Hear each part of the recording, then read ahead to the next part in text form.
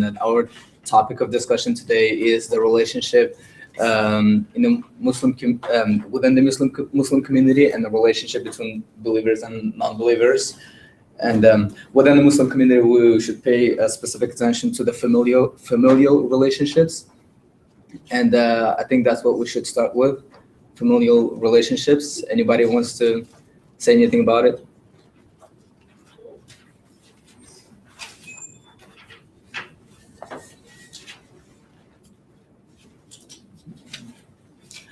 Okay, so for example, in Surah 33:4, I have a question for you. I had a bit of confusion here, so maybe you guys can explain it to me. It says, God does not put two hearts within a man's breast. He does not turn the wives you reject and like to your mother's back into your real mother, nor does he make your adopted son into real sons. And then in the footnote, it says that in the pre-Islamic Arabia, the husband sometimes said to his wife, from now on, basically he refused to have any, it's called conjugal relations with her, but also sexual relationship. Yeah, sexual relationship with her, but at the same time didn't divorce her, so she wouldn't have freedom to remarry. So, but I did not understand what the fourth verse meant in the surah. Where are you? Surah 33, verse 4. So what do you guys think about it? What do you think it means?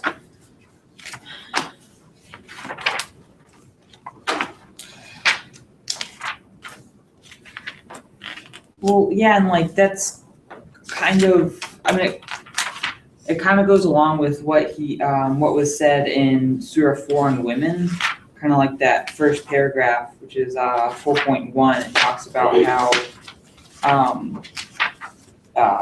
it's okay to have 2, 3, or 4 women. If you fear that you cannot be equitable to them, then marry only one of your slaves. That is more likely to make you avoid bias. And so, like, that seems kind of almost contradictory in how, in the passage you're reading in 33.4, it was kind of like it's okay to not show somebody like all your attention and love, while here it's saying like you need to. I don't know. But, yeah, go ahead. Like looking at Surah 33 verse 4, like saying like that, like what he's talking about, like he hasn't made like your adopted sons your true sons, saying that's merely you're saying it by your mouth. I interpreted that to be like you're calling your adopted son your true son, but that's faking it and don't fake it. So I kind of like interpreted just as like Allah is saying like don't fake it, if that makes any sense. Like be real when you're talking about your relationships, and that way you'll have like a healthy relationship. In 33:6, it says, in God's scripture, blood relatives have a stronger claim than other believers and immigrants, though you may still bestow gifts on your proteges. So it seems to me that section in 33:4 was sort of a similar idea that despite what you may say, relationships are a certain way under God. Mm-hmm. And so the way you interact with other people is more based on God's kind of construct, or all those constructive relationships, rather than what you say it is. That's how it's structured. Further that in 33:18, it says, God knows exactly who you mean, hinders others who secretly says to their brothers, come and join us. Who are they who are coming out to fight? Who begrudges you believers any help? Just further the point that God knows all his knows. Yeah, he knows, he's all knowing. Yeah. Did you want to add anything, huh? Oh, no, I was just thinking I had underlined that part too. Oh, okay. And Ryan, you said it's a contradictory because in the Surah 33:4 it says it's okay to do that, but I thought like it says God does not put two hearts. He does not turn the wives you reject and like to your mother's back. So maybe do you think God like rejects this practice of husbands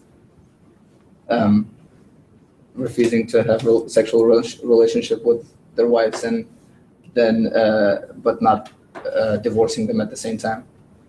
Yeah, I mean, it seems kind of like a double standard that we see in a lot of these texts and how the men seem to have more power in the relationship, like especially like of what we saw in the Hebrew Bible with Abraham and his wife and all those characters and how all those figures and how it seemed like the men had most of the power in the relationship and they kind of decided what they did. And then it seems like what they're saying here is, it's kind of the same way in 33.4 and how the man can decide, hey, I don't really like you anymore, so I'm not going to pay you that much attention. But then in 4:1, it seems like it's kind of the opposite in how he wants you to be equitable with how much attention you give them and like not to show any biases and your attention. In 4:128, it says, if a wife fears high-handedness or alienation from her husband, neither of them will be blamed if they come to a peaceful settlement. So while there's still, women, it's not really giving women that much power because, as it says, anything that she has in the relationship has to be settled between them. It at least acknowledges a woman's rights somehow within the relationship, which I think is important and sort of moves away from this idea that a husband can turn his back on the wife. Yeah, I agree with you. Can I interject here just a second, if I may? Okay, so this is a very fascinating, interesting thing, a conversation here. I would like to suggest that the concept of heart is taking you in the wrong direction. Because heart implies some sort of affection, right? And the next verse has to do with marriage, okay?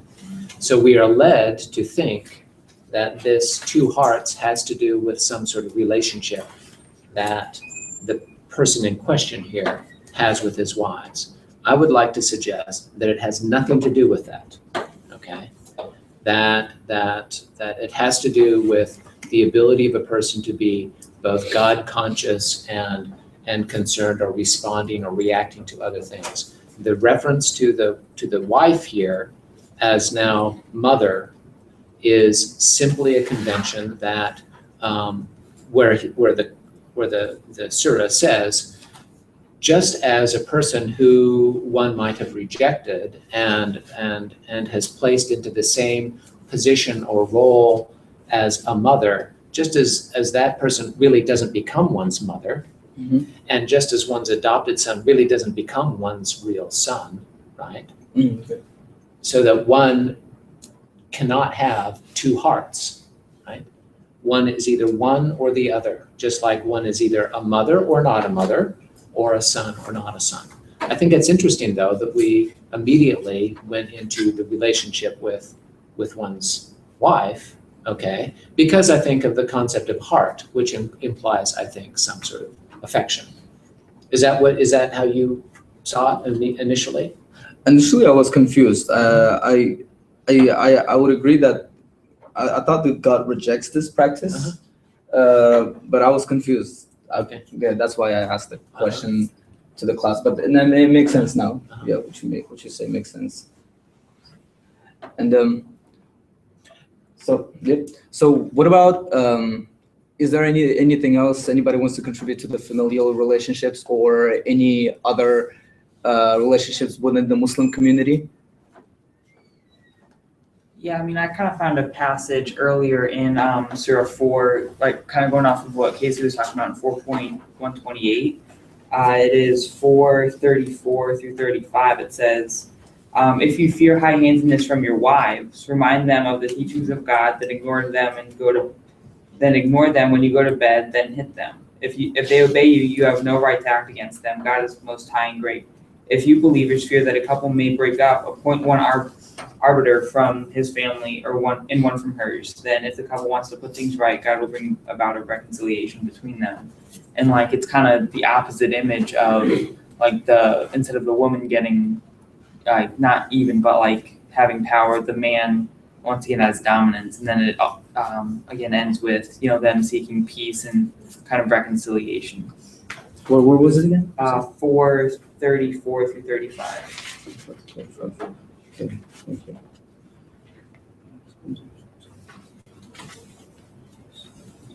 You know, Dominic just kind of reiterated it for 127, when it says, they ask you, the prophet, for a ruling about whether, say, God himself gives you a ruling about that. So that kind of seems to me to suggest that, you know, God gives the power to, unless they mean ruling isn't judgment, but it seems as if God gives them the power over them as wives and such. Right. This whole section, but especially that passage that you just brought up, is really interesting. Really reminds me of like how like Paul in his writings is kind of like, you get the sense that he's addressing like outside the like concerns that like you don't get to hear, because he says like, you ask him about marriage, like you ask for a ruling about women, and you very much get the sense that like he's trying to like answer all these questions so that like everyone's on the same page about like how are we going to do things now, like there's this new idea. So I think that it's a really similar thing, like especially in that passage that you pointed out.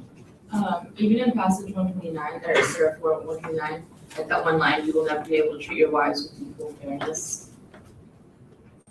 Was that relating to like what he said before, or was he talking about like why it isn't treating it equal? I'm sorry, what are we looking Surah 4 and then 129. So it's on the top of the next page after the one you pointed out, 128. You will never be able to treat your wives with equal fairness, however much. And yeah, that's kind of the that situation that you were talking about, Cameron, with how leaving her suspended between marriage and divorce. So it kind of ties back into That's that. a good thing. But altogether, alright. So Islam doesn't expect all the wives to be treated equally, but at the same time it forbids that pre-Islamic practice of not divorcing wife, but also refusing to have sexual relationships with her. What about relationships outside the family but within the Muslim community? Anything about that?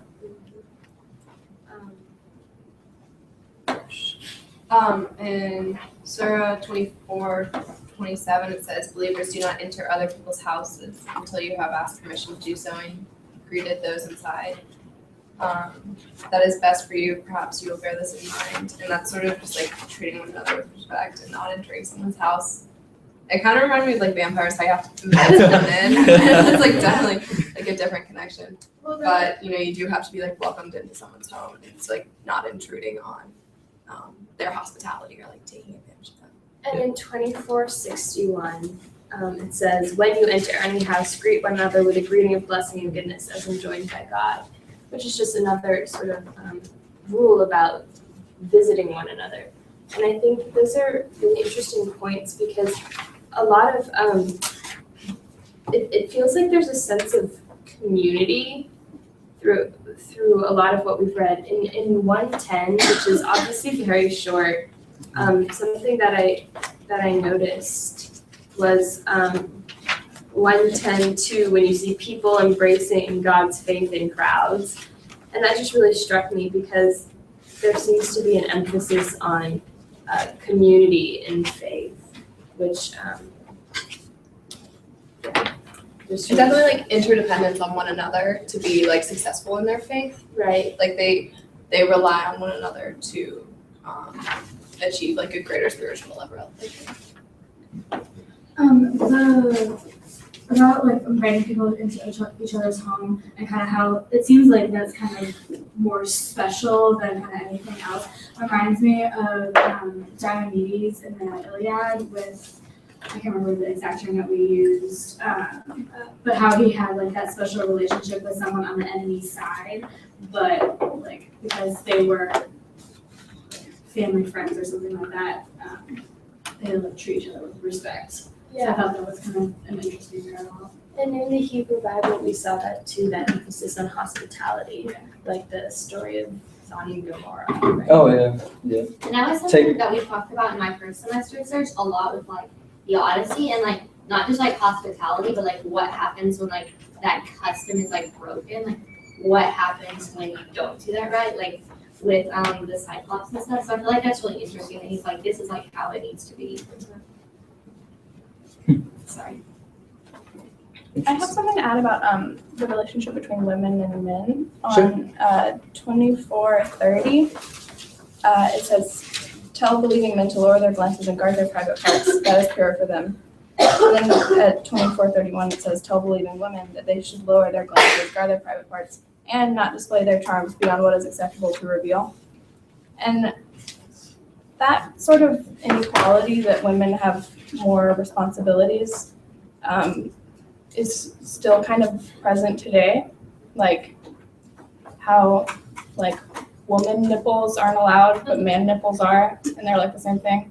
And like 100 years ago, woman ankles weren't allowed, but now they are. So it takes a longer time because of embedded stuff like this. Specifically in Islam, yeah, okay, may I say a little bit? Yeah, specifically in Islam, like men are not supposed to expose their nipples either, but even then there's inequality because men just need to cover their body, but they don't have to cover their head, and when women have to wear that. Well, it's mandatory to wear hijab. Nobody may force women to wear hijab, but it's a mandatory from God. Like, Is there so I see it as inequality personally. Is there a place in the Quran that specifically refers to covering your hair? Because as I have in my knowledge, that sort of Persian custom has been associated with that a specific dictation. I just don't know. I'm sure the practice of covering head came from older culture Right. and was assimilated into Islam, but Well, the reason don't- I ask is because we encountered in Corinthians. Does anyone have their? I don't have it, but I know exactly where you're I talking think it's in about. 1 Corinthians. Paul is talking about women having to cover their hair, and I know that there's sort of in an edict in like devout Judaism and Christianity to cover your hair as well. And I wonder if it's written anywhere in the Quran as it is in the New Testament. I just don't know. But it's really interesting because that's such a culturally associated practice with modern Islam, and especially in the Middle East. And really, The footnote of this is 24:33 says that in the translation, the verbiage makes it seem that women are responsible for showing only their face and hands in front of strangers. I think there's also an interesting in Surah 4, verse 28. It says, "God wishes to lighten your burden. Man was created weak." And right before that, he's talking about how when a man commits adultery, if he's married, that he'll have half the punishment of a free woman. Which it goes back to the whole inequality thing that God is much more understanding of the man's life versus the woman's. Mhm. So I thought that was an interesting thing to go off of all of that because it shows that kind of God is oh, men are weak, so women should do more. it's like taking away responsibility away from men. I mean, even today, we if guys do something stupid, oh, here's a guy, what do you expect? It's a patriarchal construct. Yeah. We should, were more accepting of guys messing up than we girls. should move back to the text before we. Oh, sorry, No, yes. that's fine. I Yeah. just wanted to make a quick comment to that. That's a good comment. I found the Corinthians. Oh, that's what I was gonna say. It's in Okay. 1 Corinthians 11:16. It was, 11, well, I got 11:9, where it's neither was man created for the sake of woman, but woman for the sake of man. For this reason, a man ought to have, or a woman ought to have a symbol of authority on her head because of the angels. That's good, but that's not what I was thinking. Okay. There's something specific about them covering their What is hair. 11:16? No, it's. 11:16 is point? where, but if anyone is disposed to be contentious, we have no such custom nor the churches of God. Oh wait, does not nature itself teach you that if a man wears long hair, it is degrading to him? But if a woman has long hair, it is her glory, for her hair is given to her for a covering. But didn't And then Jesus in have one? 11:6 it says, "For if woman will not veil herself, then she should cut off her hair, but it is for disgrace of woman to have Okay, hair." there. So that entire thing from 11:6 to 11:16. It's right? disgraceful for men to have long hair? Yeah, it says, does not nature itself teach you that if a man wears long hair, it is degrading to him? But if a woman has long hair, it is her glory, for her hair is given to her for a covering. What about Jesus? He had long hair, didn't he? I mean, Did he? No. In Who movies. knows? Yeah. Who knows? Oh, if he so we does, don't but know? Of course we don't know. It's not like he sat down for a portrait. Yeah. Isn't the figure of Jesus based on Caesar Borgia? And like, because he was the Pope's son, and I don't know. Well, can you look it up- is not. In the early depictions, in my art history class, we talked about this, and in early depictions of Jesus, he's just, he's presented with like short hair and like a more boyish, like now he's depicted with like a long beard and long hair and he looks like wiser, but he was depicted earlier as like a younger man who like looked boy-like. And what do you want me to look up if he was based after Caesar? Caesar Borgia. You've been trying to speak all this time. Sorry. Go ahead. The only thing I was gonna say, because we were talking about kind of inequalities before, and then I found in 33 verse 35, just kind of talking about women and men's like devotion to God. In this particular passage, it seems equal because he continually says like believing men and women, obedient men and women, and kind of has this whole list, and that God has prepared. Sorry. Where? 33 35. And then that God has prepared forgiveness and a rich reward. So that, but there's no distinction between like men and women. Mhm. It's inclusive Mm-hmm. in that particular passage. Good point. And okay, would you guys like to move on to the relationship between believers and non-believers? I'm gonna Yeah. say one more thing if that's okay. Okay, In real quick. 2460, it says no blame will be attached to elderly women who no longer have any desire, if they take off their outer garments without flaunting their charms. And so like, I feel like that like kind of like brings up like a more complex view of it. Like maybe it's not just gender, like maybe it's more like what you said, like you need to take responsibility for like the lust of men, as opposed to just like women are like not as evil. It's definitely, I think, sexuality As opposed to just femininity. is what I'm getting Because- from this. Well, one of the people that, I'm sorry, I lost the passage. Where's the passage about who women having to cover themselves? Because one of the That was in people. Corinthians. No. 34, 30, Thank you. or 24, 30, and 24. Because, yeah, one of the people they're allowed to show their nakedness to is men as attend them who have no desire, or children, women, slaves. So all these people, brothers, all these people they wouldn't have sexual relationships with. Mhm. So it is. But at the same time, most of the people on the list are men, which I think is weird. Right. So it's like all men that you can have a sexual relationship with, but none of it. I think that's sort of. Oh. Wait. Yeah, not reveal their charms except to their husbands, who obviously, I guess, it's a different thing than their fathers, husbands, fathers, sons, husbands, sons, brothers, brothers, sons, sisters, sons, women folk, slaves, such men as attend to those who have no desire, or children who are not yet aware of woman's nakedness. Huh. So. But I wonder why it's like their brother's sons and not their brother's daughters. Like all of Because I mean, the time it was written, and it was it was a patriarchal society. I don't know that. But it doesn't. I actually, that's an interesting.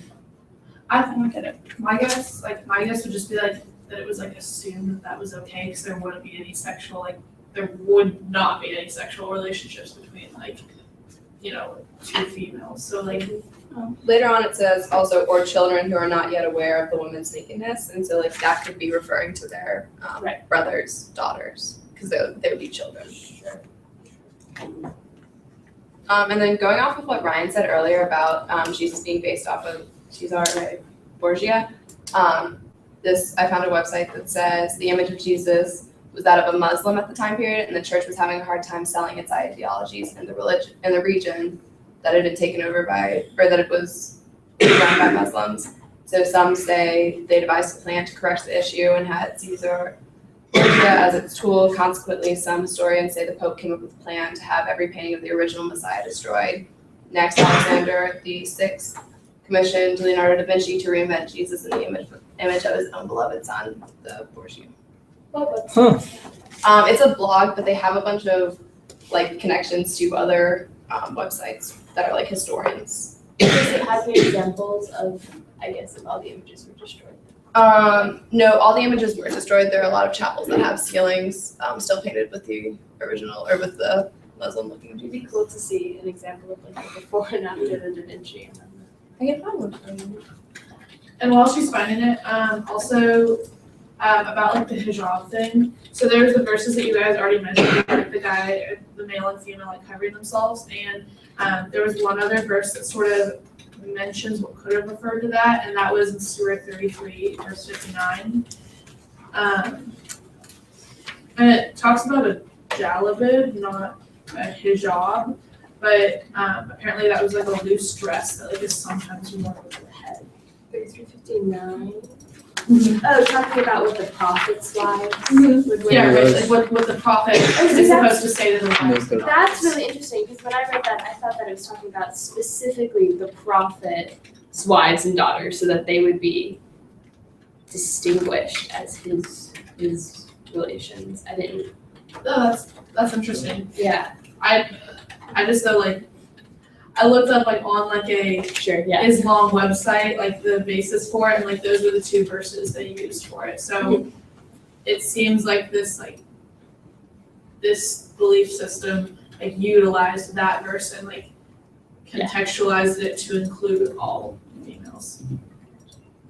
Well, and the sort of emulation, right, of holy figures. Right, exactly. And you mentioned the prophet. It's interesting because in 33, like 53, it differentiates him and his family from the rest of the believers. For example, you can't marry the prophet's wives after he's through with them as wives. And it seems like they can be seen, although it's not very particular there, but it says the prophet's wives are not to be blamed if they are seen by their fathers, their sons, brothers, sisters, or slaves, because God observes everything. And some of the other elements are similar to previously. You have to ask permission to enter, so don't linger, stuff like that. Speaking also about prophets' wives, they're considered all believers' mothers of all believers. It's in 33:6. And so we have approximately 10 minutes. We should switch to the relationship between believers and non-believers. Anybody has anything to comment about that? This is just real quick. This is how Jesus used to be depicted, and this is in the Chapel Constance, I think that's what it's called. And this is like something I learned in our history, but he's also, the chapel is meant for everyone, not only Christians. So he can also be like, all the images can also be taken as Bacchus, which is just another interesting thing. So, As what? as Bacchus, and like What's that? the god of wine. Dionysus. Oh, Dionysus, excuse me, I'm Dionysus. sorry. And then like the people on the side are either Christians or making wine for him. May I note this, that there was a long tradition in the early Christian church of making a connection between Jesus and Dionysus for a whole variety of reasons. Not the least of which is, of course, that in John, the very first miracle was churning water into wine, which was something that was associated with Dionysus. So, and so consequently, I mean, just a word about this iconography, about the picture. We don't know what these people look like, okay? These are all attempts to characterize a figure based on a whole variety of other reasons, okay? We do, from the ancient world, certain historical figures we do have documentary evidence that certain images or certain, in particular, sculptures of ancient figures, historical figures, were more or less accurate. But for the majority, including Jesus and many of these, we simply have no idea what they look like, okay? They did not live in cultures at that particular time that allowed for a sort of natural representation or accurate representation of who they are. So most of these things are imagined, okay? So for the ancient world, anyway. All right. Sorry, I'm with that. All right, so relationship between Muslims and non-Muslims. I feel like there's a little bit of almost, I guess the word I might use is like snobbery of like the believers to the non-believers, because like especially in 24, there's a section where there's just like a couple of things in a row, because like I think it's like 24, 42, but it's really like that whole page that I'm talking about, because he's like God chooses these people, so like like first, like snobbery, like if you are a believer, like you're chosen by God, like, and if you're not, you're not. And then it also talks about like whenever like true believers are going to like inherit the earth and stuff. So like not just that like you've been chosen by God, but like you're gonna get stuff for that and like they won't. And then like especially at the end where it says one sec.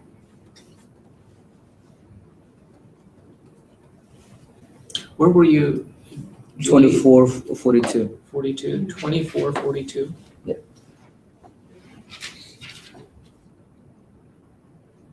Hold on. It's okay. I can't find the last one I was looking for. I will look.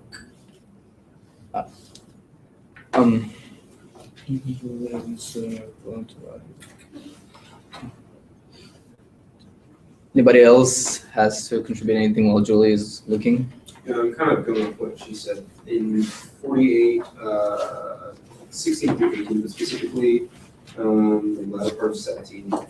God promises the believers flowing streams, and that God will painfully punish anyone who turns away.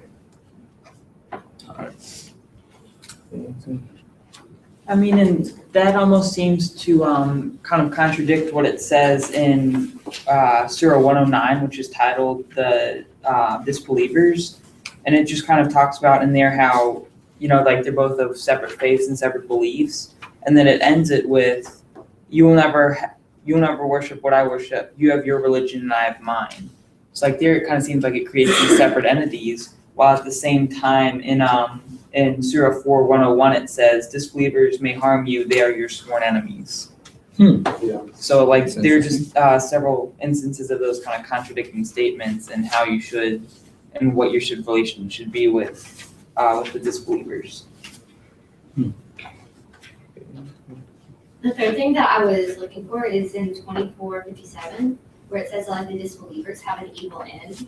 So I guess like let me go back and like clarify, since I said a lot of things really fast. I think that like the things that he says like for snobbery are like number one, when he's saying like in 46, like God guides whoever he will to a straight path. So like if you're a disbeliever, like God has not chosen you, so like almost like you're not good enough. So I feel like that's the first thing, it's snobbery. And the second thing is like in 51, he says these are the ones who will prosper. So like good things are gonna happen to you as like a result of this. And so like if good things aren't happening to you and like you're not a disbeliever, like that's you, like you're not prospering. And then the third thing is like when he says like you'll have an evil end. So I feel like that's a snobbery where it's kind of like even in the end, like we're gonna like be separate. You said God only like chooses certain people? What would you Yeah, say? in 46 it says God guides whoever he will to a straight path. Also, contrast that in the 26-27 from the previous class, it says that God only makes the rebels go astray. Isn't that the same idea? I don't exactly know what it means. It's, to me, it sounds like God knows the intention of a human being, and if someone is intentionally a rebel at heart, then God makes him go astray. Wait, where is that? So 26-27. Yeah, and then in Surah 33, verse 48, he goes, do not give in to the disbelievers and the hypocrites, ignore the harm they cause you, to put your trust in God. God is enough to trust. So he's also like reinforcing the idea of following God, like rather than like just being like, oh, I like lead them astray. So I feel like it's kind of like two different meanings, like, oh, the rebels will go astray because I make them, but at the same time for the believers, it's like try really hard to like believe in me because God is enough to trust. Something that's really interesting is it feels like there's almost been a shift. But have we read these surahs in chronological order? Yes, Yeah. Then it seems like there's been a real shift, because in 2:62 it says the Muslim believers, the Jews, the Christians, and the Sabians, all those who believe in God and the last day and do good will have their reward with the Lord. Then in 3 and 4 it says step by step he sent down the scripture down to you, prophet with the truth, confirming that what went before. He sent down the Torah and the gospel earlier as a guide for people, and he has sent down the distinction between right and wrong. which feels like it's not really alienating so much between Judaism, Christianity, and Islam. But then by 9:29, it's saying, fight those of the people of the book who do not truly believe in God in the last day, who do not forbid what God and his messengers have forbidden, and who do not obey the rule of justice until they pay the tax promptly and agree to submit. The Jews said Ezra is the son of God, and the Christians said the Messiah is the son of God. They said that with their own mouths, repeating what earlier believers had said. May God thwart them, how far astray they have been led. It just feels like a real shift in sort of they're different than us, but we're all sort of the same motivation to, oh my gosh, they're so wrong. How could they have been led so far astray? I think it's really interesting. Well, I also think that that's a big point because like in Islam, they don't believe in like the Trinity. And so I think what they're saying is like to specifically like the Son of God. And like, I don't know if they're necessarily saying like, oh, they're like Jews and Christians themselves have been led astray, but like the belief in like the Trinity is what led them In astray. 573, those people who say that God is the third of three are defying the truth. There is only one God. And there Where are a was that? couple, 573. And there are a couple moments in 5 that are specifically attacking. Yeah, another one is like you're talking about KC 5:18 through 19, where it says where'd it go? Control of the heavens and earth and all that is in between them belongs to him. All journeys lead to him. People of the book, our messenger comes to you now after breaking the sequence of messengers to make things clear for you in case you should say, no one has come to give us good news or to warn us. So someone has come to you to give you good news and warn you. God has the power to do all things. Right.